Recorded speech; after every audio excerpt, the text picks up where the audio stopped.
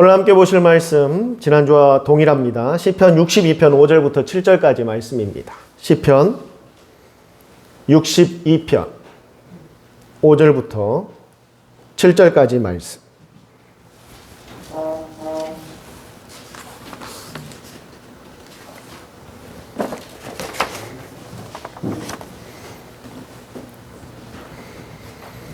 저와 여러분의 말씀을 나누어서 교독합니다. 제가 5절부터 먼저 읽겠습니다. 나의 영혼아 잠잠히 하나님만 바라라. 모든 나의 소망이 그로부터 나오는도다. 오직 그만이 나의 반석이시오 나의 구원이시오 나의 요새이시니 내가 흔들리지 아니하리로다. 나의 구원과 영광이 하나님께 있으며 내 힘과 반석과 피난처도 하나님께 있도다. 아멘.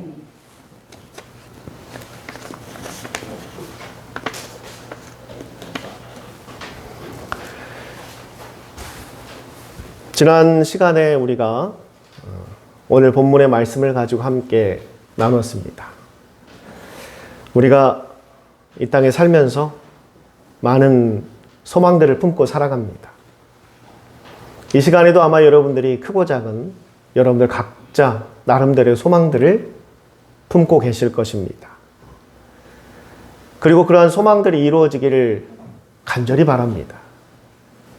그러나 그렇지 못할 때가 의외로 많다고 생각합니다. 그럼 하나님께서도 과연 우리가 이 땅에 살면서 우리가 품은 소망들이 될 때도 있고 안 될 때도 있고 혹시나 교만해질까 봐 우리가 10가지를 소망한다면 내가 한 가지만 이루어주게 하리라. 왜? 교만할까 봐. 그런 마음으로 우리를 대하실까? 왜냐하면 우리의 현실은 그렇기 때문에 내가 10가지를 소망해도 그 중에 한두 가지를 이루기가 어렵다라는 것을 우리가 느끼고 있기 때문입니다. 그럼 지금 우리가 살아가는 이 현실이 하나님께서도 원하시는 삶인가? 그러나 성경을 제가 아무리 찾고 읽어봐도 하나님의 그런 뜻은 없습니다. 하나님은 항상 우리가 잘 되기를 원하십니다. 어쩌면 제가 성경을 보면서 놀라운 것이 무엇이냐면 하나님은 여러분보다 여러분이 더 잘 되기를 원하고 계십니다. 참 놀랍지 않습니까? 이 땅에서 나보다 내가 더 잘 되기를 원하는 사람이 과연 누가 있을까? 그분은 부모님일 겁니다. 부모님 말고는 나보다 내가 더 잘 되길 원하는 사람은 찾기가 어렵습니다. 그런데 하나님은 언제나 여러분들보다 여러분이 더 잘 되고 행복하고 소망들을 이루어내는 축복된 삶을 살기를 원하십니다. 그런데 여러분, 부모님과 하나님의 다른 점이 뭐냐면요. 부모님도 여러분이 잘 되기를 원하십니다. 그렇죠? 그런데 그건 마음뿐이에요. 딱히 도와줄 수 있는 게 없어요. 돈이라도 많으면 자녀들이 사업한다고 하면 그래 사업해. 몇 번을 망하더라도 내가 다 도와줄게. 하면 얼마나 좋겠습니까? 그런데 못합니다. 부모들도 능력에 한계가 있고 또 부족한 것들이 많기 때문에 마음은 정말 자녀들이 잘 되기를 누구보다도 바라지만 그렇게 마음껏 도와줄 수가 없는 게 또 부모의 마음입니다.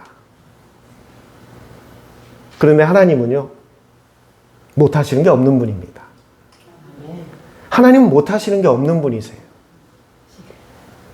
하나님은 또한 모르시는 게 없는 분이십니다. 또한 하나님은 안 계신 곳이 없는 분이십니다. 하나님은 우리의 과거, 우리가 살아가는 지금의 삶, 그리고 앞으로 우리의 미래까지도 알고 계세요. 우리가 어떻게 살아가게 될 것인지 그 모든 것을 유일하게 알고 계신 분이 하나님입니다. 그런데 알고만 계신 게 아니라 하나님은 또 모든 걸 바꿀 수도 있고요. 새롭게 만드실 수도 있고요. 멈추게 할 수도 있고요. 멈추지 못하게 하실 수도 있는 분입니다. 하나님은 못하시는 게 없는 분입니다. 그런 분이 우리가 잘 되기를 뭐 하신다고요? 바라신다고요. 여러분에게 묻겠습니다. 여러분이 하나님과 같은 능력을 가진 부모라면 내 자식이 원하는 걸 다 들어주겠습니까? 안 들어주겠습니까? 우리 나덕임 성도님? 들어주시겠어요? 안 들어주시겠어요? 제가 생각해 봐야 돼? 들어주신다고 하래요. 네. 아마 안 들어준다고 하는 부모는 없을 겁니다. 내가 여력만 되면, 힘만 되면 자녀들이 원하는 걸 다 들어주죠. 뭐가 없어서 못 들어주는 거예요? 능력이? 이거래 이거. 이게 없어서 못 도와주는 거예요. 맞아요. 내가 능력이 부족해서 못 도와주는 거지. 할 수 있는 능력만 있으면 내 사랑하는 자녀들을 위해서 내가 뭐가 아쉽겠습니까? 다 해줄 수 있죠. 그런데 하나님은 그걸 다 가지고 계신 분입니다. 그리고 우리를 잘 되기를 원하세요. 그렇다면 우리가 소망하는 것, 바라는 것들이 왜 이루어지지 않는 것일까? 기도도 많이 하고요. 예배도 드리잖아요. 때가 되면 또 하나님 앞에 헌금도 하고요. 봉사도 하고 헌신도 하고 추운 날에 나가서 전도도 하고 열심히 그렇게 하나님을 섬기는데 왜 내가 바라는 것들이 이루어지지 않는 것일까? 하나님은 우리가 잘 되기를 원하신다면서 하나님은 왜 내 소망들이 이루어지지 않는 것일까? 지금 오늘 성경에서는 그것을 우리에게 그 이유를 말씀드리고 있는 겁니다. 지난 시간에도 말씀드렸듯이 하나님께서 우리가 정말 잘 되기를 원하시지만 하나님께서 절대 들어줄 수 없는 것들이 있어요. 여러분들도 아마 마찬가지일 겁니다. 자녀들이 돈이 필요하다고 합니다. 이유를 물었더니 그 돈으로 마약을 사겠다라는 겁니다. 그래, 좀 많이 사와라 할 부모 있습니까? 절대 그 자녀에게 주지 않습니다. 왜? 그건 자녀를 살리는 것이 아니라 자녀를 죽이는 거기 때문에. 그게 부모의 마음이잖아요. 돈이 수억만금이 있어도 자녀가 죄를 짓겠다라고 못된 짓을 하겠다고 돈을 달라고 할 때 줄 수 있는 부모는 아무도 없습니다. 마찬가지예요. 하나님께서도 우리의 모든 것을 다 이루어주길 원하시고 다 들어주길 원하시지만 우리에게 복이 되는 것을, 우리에게 득이 되는 것을, 우리에게 선한 것을 하나님은 들어주신다는 겁니다. 그게 하나님의 방법이에요. 그리고 원칙입니다. 그래서 우리의 소망들이 이루어지려면 그 하나님께서 원하시는 그 방법으로, 하나님께서 이해하시는 방법으로, 하나님께서 뜻하시는 방법으로 우리가 소망을 품어야 한다는 겁니다. 그러면은 하나님은 무조건 들어주십니다. 안 들어주실 이유가 있을까요? 없어요. 들어주십니다. 그럼 우리가 어떻게 그 소망을 품어야 들을 수 있는가? 하나님께서 들어줄 수 있는가? 우리가 그 네 가지를 보자고 했죠? 지난 시간에 두 가지를 우리가 함께 봤습니다. 첫째는 뭐냐면 우리가 소망을 품 때 의로운 소망을 품어야 됩니다. 죄된 것을 품어서는 안 되겠죠? 죄 짓기 위해서 소망을 품으면 하나님 안 들어주십니다. 우리의 삶이, 우리의 생각이, 우리의 행동이 하나님 앞에 죄 없는 의로운 삶이 되어야 돼요. 하나님께서는 그걸 원하십니다. 왜? 죄 가운데 하나님의 은혜가 함께 갈 수 없기 때문에. 여러분, 매우 중요한 건요, 하나님은 죄 가운데 절대 축복하시지 않습니다.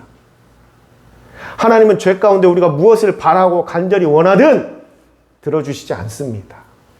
왜? 하나님은 죄를 미워하시기 때문에. 그래서 정말 내가 하나님 앞에 무언가 이루고자 하는 소망들이 있다면요, 먼저 내 삶을 정결하게 하라라는 뜻이 그거예요. 우리 조상들이, 예수를 알지 못했던 우리 조상들도요, 새벽 4시가 풍수 이런 거 하는 사람들에 따르면 가장 거룩한 시간이래. 그들의 이야기에 따르면. 그래서 새벽 4시에 정한수를 뜨고 장독대에다 올려놓고 우리 어머니, 우리 할머님들이 막 빌었어요. 내 자식 잘 되게 해주세요. 내 남편 잘 되게 해주세요. 막 빌었어요. 그런데 그냥 빈 게 아니고요, 깨끗하게 목욕제게 하고 옷을 깨끗하게 갈아입고 머리도 찬빗으로 싹 빗고 그러고 갔대. 그냥 자다 일어나서 잠옷바람에 그냥 가가지고 머리 부시 해가지고 여기 침 흘리다니 가서 막 그렇게 안 해요. 그 들어주지도 않는 그 미신을 행하는데도 몸을 정결하게 하고 가서 빌었다라는 겁니다. 예수를 모르는 사람들도 그건 알고 있었어요. 하나님은 우리에게 늘 정결하라 말씀하신 것은 너희 더러우니까, 죄로 더러우니까 보기 싫어, 이런 의미가 아니라 우리가 하나님 앞에 소망을 이루려면 먼저 우리가 정결해져야 되기 때문에, 정결한 방법이 정화수 떠놓고 하듯이 목욕하라는 의미가 아니라 내 삶이 죄로부터 멀어지라는 거예요. 내 마음이, 내 생각이, 내 뜻이 죄된 것을 품지 말라라는 겁니다. 그렇게 하도록 노력하라는 거예요. 하고 싶은 거 다 하고 죄질 거 다 지으면서 하나님 도와주세요. 여러분 같으면 도와주겠습니까? 들어주겠어요? 안 들어줘요. 하나님 그렇게 해주신 적이 한 번도 없어요. 성경에. 성경 역사에 한 번도 하나님은 죄 가운데 함께 역사하신 적이 없습니다. 오히려 징계하셨죠. 깨닫지 못하면 하나님 채찍질 하셨지 축복하신 적이 없어요. 그래서 우리의 삶이 정결하도록, 죄짓지 않으려고 노력하고 그러한 삶을 살지 않도록 기도하라는 겁니다. 할렐루야. 그리고 두 번째가 뭐였죠? 아무리 작은 것이라도 뭐하라? 감사하라는 거예요. 감사. 제가 대학원을 다닐 때 함께 공부하던 학우들이 있었습니다. 대학원생 같이. 제가 뭐 형편이 넉넉해서가 아니라 될 수 있으면 저는 제가 밥을 샀습니다. 우리 대학생활 해보신 분은 알겠지만 점심시간 되면 학교 식당에 가서, 저는 침신대를 다녔으니까 가서 학교에서 밥을 사 먹어요. 그때 당시 뭐 카레라이스, 뭐 돈가스 다 나옵니다. 가격이 1,500원이었어요. 제가 다닐 때. 함께 다니던 그분들이 뭐 3명, 4명쯤 됩니다. 제가 그냥 밥을 샀어요, 항상. 제가 돈이 많아서가 아니라 그래야 된다라고 생각하기 때문에. 물론 항상 산 건 아닙니다. 그 친구들이 미안해서 살 때도 있어요. 그런데 저도 저 나름대로 원칙이 있습니다. 뭐냐면 제가 섬기고 베푸는 것을 너무 당연하게 생각할 때는 하지 않습니다. 하지 않아요. 그런 경우들이 있습니다. 어떤 경우가 있냐면, 아, 오늘은 제육볶음 나왔대. 양전사 가게. 그런데 그게 맛있는 거 나왔으니까 사겠다는 게 아니라 네가 돈을 내, 이 말이에요. 제가 그걸 알아들었어요. 그래서 그때부터는 제가 밥값을 안 냈습니다. 각자 먹은 건 각자 내자. 그랬더니 눈이 동그래지더라고요. 갑자기 왜 그러냐고. 감사할 줄 모르면은 베풀어서는 안 됩니다. 오히려 그 사람에게 독이 돼요. 하나님께서도 감사하지 않는 사람들에게는 은혜를 베풀지 않습니다. 아무리 작은 거라도요. 여러분들 집에서도 가족 간에도 도움을 받았으면 분명히 감사를 표하시기 바랍니다.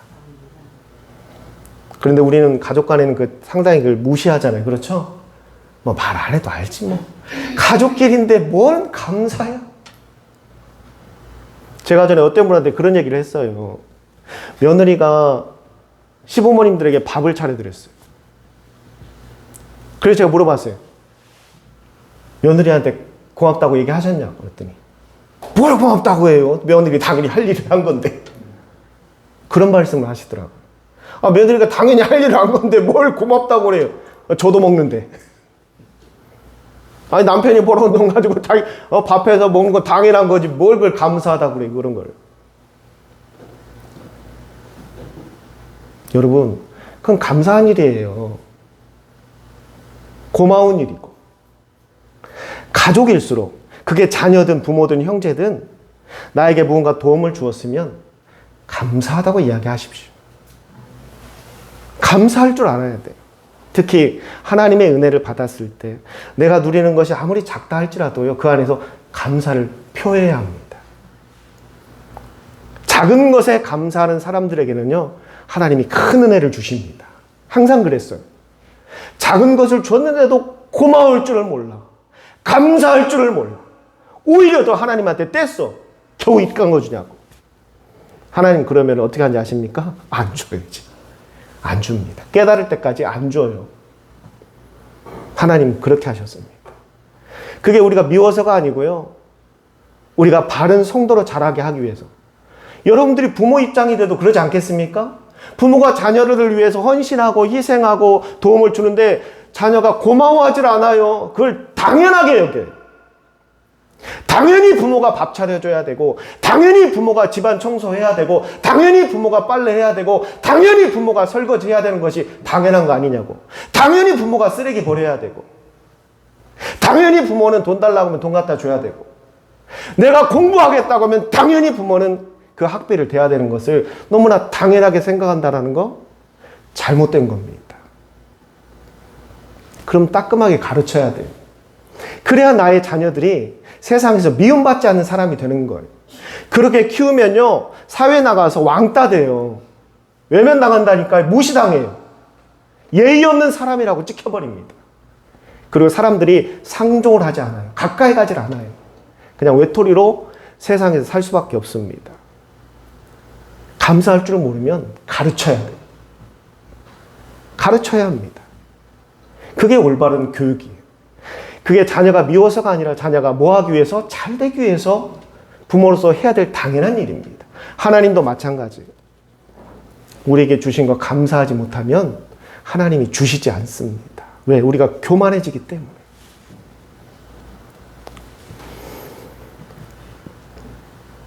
그리고 이제 세 번째, 영국의 웨스트민스터 사원이라고 매우 유명한 교회가 있습니다. 교회예요, 교회. 그곳에서는 그 영국 왕의 대관식도 하고요. 국가적인 큰 행사를 치르는 교회입니다. 그리고 제가 직접 그곳에 가봤는데요. 지하에 가면 온통 다 묘지예요, 묘지. 지하에 내려가면 다 무덤밖에 없어요. 왜? 그 영국에서 유명하다는 사람들 다 거기 묻혀 있어요. 전부 다. 그런데 그곳은 원래 교회로 지어졌습니다. 그런데 지금은요, 영국 가면 꼭 가야 되는 관광 명소 중에 하나가 되어버렸어요. 사람들은 바글바글 몰려들어요, 거기. 줄 서서 들어가야 되고요. 지금은 모르겠습니다. 뭐 들리는 말은 예약을 해야 된다고도 하더라고요. 너무나 많은 사람들이 구경하러 가기 때문에. 교회 사람들이 바글바글 합니다. 얼마나 좋겠습니까, 교회 입장이. 그렇죠. 좋아요, 안 좋아요? 교회 사람들이 막 미어 터지는데. 매일마다 막 몰려와요, 교회로. 그런데 예배하기 위해서 모이는 게 아니에요. 그 구경하러 오는 거예요, 구경하러. 사진 찍으러 오는 거예요. 그냥 구경꾼으로 교회에 들어오는 겁니다. 정말 우리의 소망을 하나님께서 이루어 주도록 하려면 우리가 어떠한 사람이 되어야 되는가? 하나님을 찾는 자가 되어야 합니다. 하나님을 찾아야 돼요. 물론 하나님께서는 때에 따라 우리를 먼저 부르시고 찾아오실 때가 있습니다. 모세가 그랬잖아요. 모세가 광야에서 살인죄 지고 40년간 숨어 살았어요. 40년간. 살인죄를 짓고 40년간 광야에서 몰래 숨어 살았는데 하나님이 그곳에 찾아오셨잖아요. 모세를 불렀잖아요. 그런 경우는 아주 특별한 경우예요. 하나님은 우리가 하나님을 찾기를 원하십니다. 찾기를 원하세요. 뭐 하나님 보물찾기 하듯이 뭐 어디 막 꽁꽁 숨어 있고 나 한번 찾아봐. 그런 게 아니라 하나님은 만나러 오기를 원하십니다. 지금도 하나님은 기다리고 계세요. 어디 꽁꽁 숨어서 기다리는 게 아니라 우리가 늘 볼 수 있는 곳에서, 늘 만날 수 있는 곳에서, 늘 우리 눈에 보이는 곳에서 하나님은 하나님을 찾기를 원하십니다. 그러한 자들이 소망을 이뤄냅니다. 하나님을 찾는 가장 좋은 방법 중에 하나가 뭐냐? 그건 예배예요, 예배. 예배는 하나님을 만나는 겁니다. 그래서 우리가 예배를 잘 드리자고 하는 거예요. 하나님을 제대로 만나기 위해서. 성도 여러분, 정말 우리의 소망이 무너지는 소망이 아니라 이루어지는 소망이 되기를 원한다면 하나님을 자주 만나시길 바랍니다. 그게 개인의 말씀의 묵상이 되었던, 아니면 가끔 운전하다 그냥 콧소리로 흥얼거리며 부르던 찬양이 되었던, 아니면 잠깐 점심시간에 시간 내에 한 30분, 30초 기도하는 기도의 시간이 되었던, 아니면 목사님이 이렇게 늘 보내드리는 경건의 시간을 보면서 그를 묵상하는 시간이 되었던, 이렇게 주일의 예배 시간이 되었던, 어느 시간이 되었던 하나님을 만나십시오. 하나님을 만나십시오. 하나님은 그러한 자들을 더 이뻐하시고요, 더 많이 축복하십니다. 그럼 설교하는 관계없는데 나온 김에 하나 다시 말씀드리겠습니다. 제가 계속 언제 얘기해야 된다는데 기회가 없었는데요. 경건의 시간 큐티 말씀 제가 올리잖아요. 거기다가는 아무 글도 달지 마세요. 아셨죠? 아무 글도 달지 마세요. 거기는 오로지 저만 글을 쓸 수 있습니다. 아무것도 달지 마세요. 심지어 아멘도 달지 마시기 바랍니다. 그냥 묵상하시면 돼요.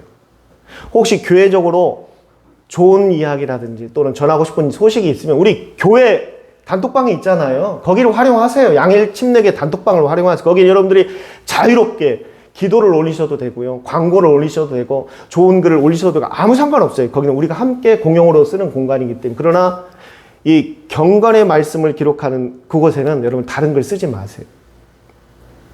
다른 사람들에게 혼란 생깁니다. 어떤 분이 아멘을 거기다 달아버리면요, 다른 분도 고민 든다니까요. 나도 해야 되나? 그래 버리면 이제 그 경건 큐티방이 이제 완전히 어수선해져. 정말 혹시라도 말씀이 은혜가 돼서 기뻐서 뭔가 그런 표현을 하고 싶은 분이 계시다면 우리 다은 자매가 참 잘하고 있어. 좋아요를 눌러요. 좋아요를. 항상 꼬박꼬박 누르더라고. 근데 요 몇 번은 안 누르더라고. 목사님 다 보고 있어.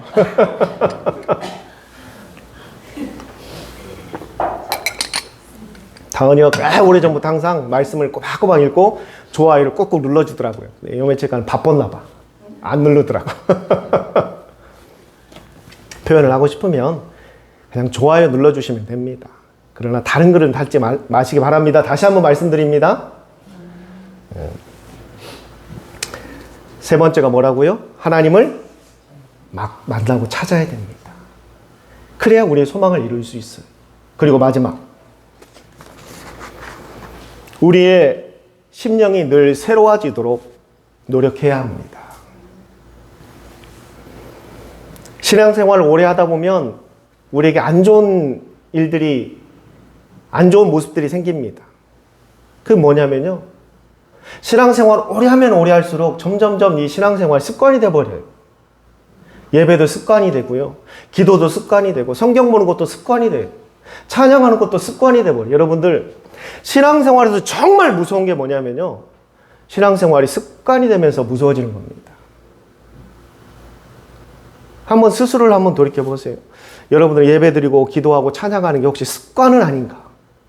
그냥 습관적으로 교회 와서 주일날 예배드리고 가요. 습관적으로 찬양하고 습관적으로 그냥 기도하고 말아요. 그런 예배는 하나님께서 받으시지 않습니다.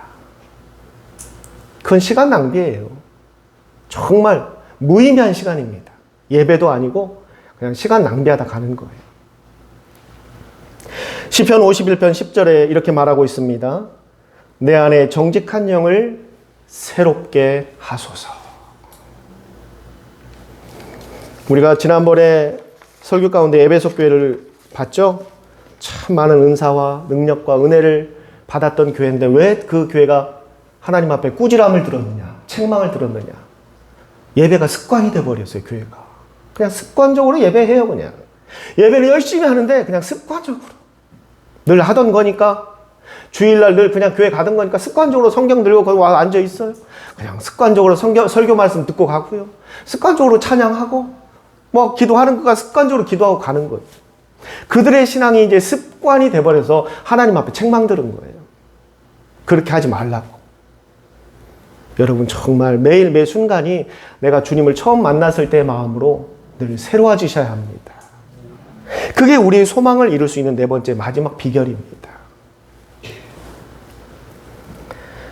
창세기 26장 13절에 많은 사람들이 참 좋아하는 말씀이 기록되어 있습니다. 뭐라고 기록되어 있냐면요, 그 사람이 창대하고 왕성하여 마침내 거부가 되었더라. 할렐루야. 여러분들에게도 그런 축복이 임하시기를 축원합니다. 축원합니다. 창대하대. 하는 모든 일이 다 잘 된대. 그리고 왕성은 계속 성장해 나간대요. 그리고 마침내 그냥 부자가 아니라 거부가 되었더라. 우리도 그런 인생 한번 살아봐야죠. 하는 것마다 잘 돼요. 뭘 하든 다 성공해 막. 그냥 가만히 있어도 막 주머니에 막 돈이 막 쌓여 막 계속. 그냥 그만 갖고 싶은데도 막 오면 집에 오면 돈이 막 쌓여 있어 계속. 갖다 버려도 또 막 돈이 들어와. 아무도 아멘 안 하시네. 그런 삶을 한 번도 안 살아봐서 안 겪어봐서 비현실적이라. 여러분 비현실적인 게 아니고요. 그건 하나님께서 주시는 축복이에요. 이걸 누구에게 주셨냐면 아브라함과 이삭에게 그 축복을 주셨다라고 성경에 기록하고 있어요. 내가 그런 축복을 주었다라고. 근데 이건 특정한 사람에게만 부여된 축복이 아니라 우리 모든 성도들에게 주시는 축복입니다. 우리도 그 축복을 누릴 수 있어요. 할렐루야. 있다니까요. 그런데 왜 그런 축복을 주었는가? 창세기 26장 5절에 그 위에 그 이유를 하나님이 딱 명시했습니다. 그 이유는 너희가 내 말에 순종하고 내 명령과 내 계명과 내 율례와 내 법도를 성실히 지켰도다.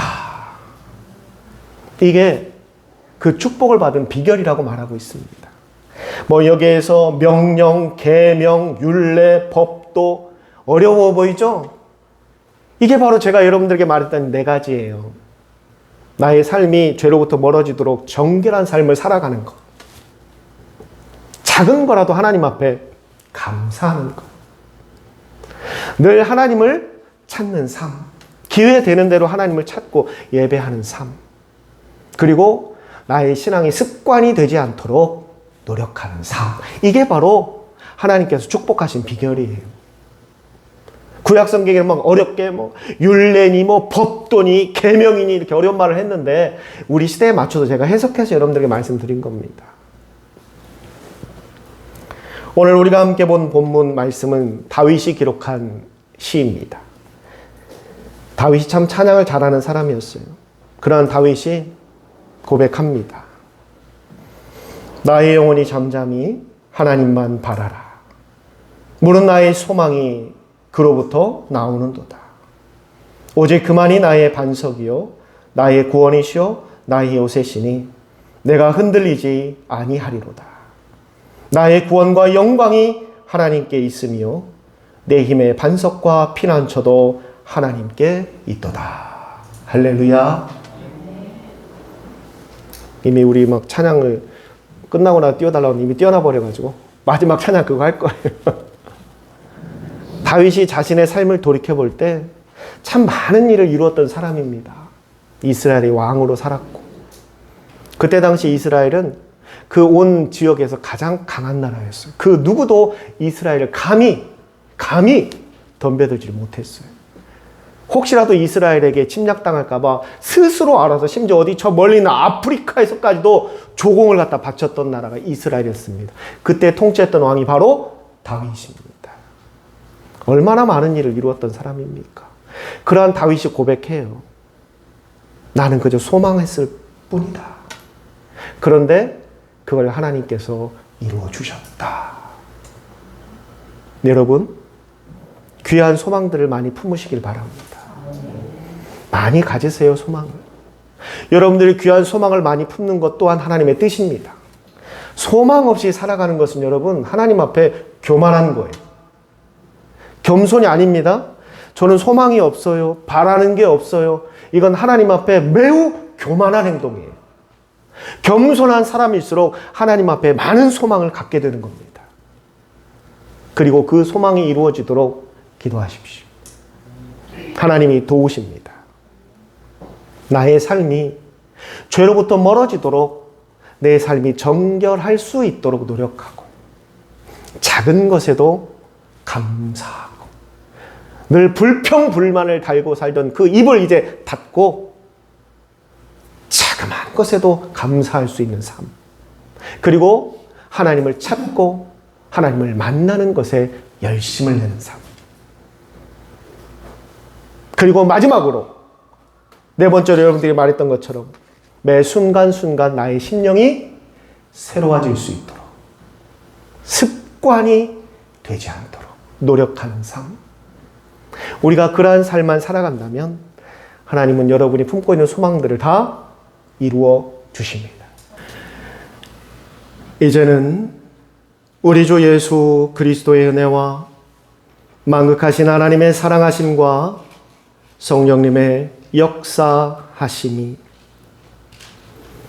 늘 하나님 앞에 정결한 삶을 살아가며 하나님께서 주신 것 앞에 감사하고 늘 하나님을 찾고 구하며 또한 그 심령이 매일 매 순간마다 새로워지기를 소망하고 그 소망 가운데 하나님의 놀라운 역사를 기대하는 우리 귀한 성도들의 머리 위와 저들의 가정과 자녀와 일터와 사업장 위에 또한 건강의 문제로 기도하고 있는 우리 성도들과 군 복무 가운데 있는 이 여성 청년 머리 위에 이제로부터 영원토록 함께 하시옵기를 살아계신 예수님의 이름으로 축원하옵나이다. 아멘. 감사합니다.